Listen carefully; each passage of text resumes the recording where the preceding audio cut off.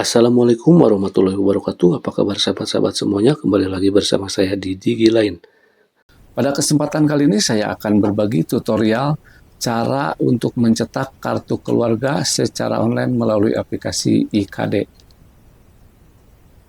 Namun sebelumnya, bantu subscribe, kemudian like dan juga komentar untuk terus mendukung DigiLine. Oke, langsung saja saya akan lanjutkan tutorial cara cetak kartu keluarga melalui aplikasi identitas kependudukan digital.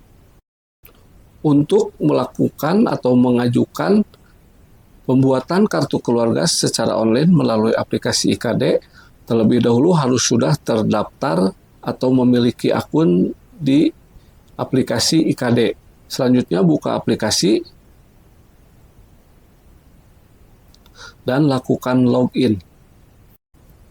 Nah, inilah tampilan aplikasi identitas kependudukan digital, di mana di sini kita dapat mengajukan pelayanan untuk pencetakan atau pembuatan kartu keluarga. Caranya yaitu pilih pelayanan,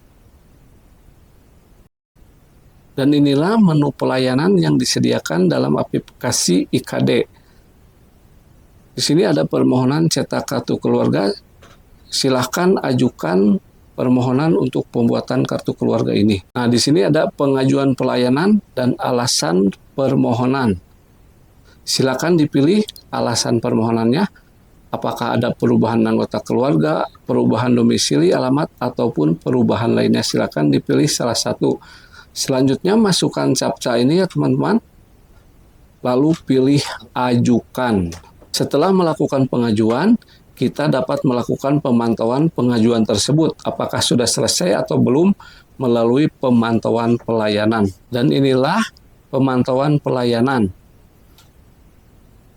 Permohonan kita bisa dipantau melalui pemantauan pelayanan ini. Apabila sudah selesai, tampilannya akan seperti ini, semuanya berwarna biru. Dan dokumen pelayanan yang diajukan akan dikirimkan melalui email.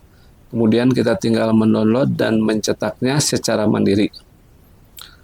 Itulah cara pembuatan kartu keluarga secara online melalui aplikasi IKD. Semoga bermanfaat. Terima kasih.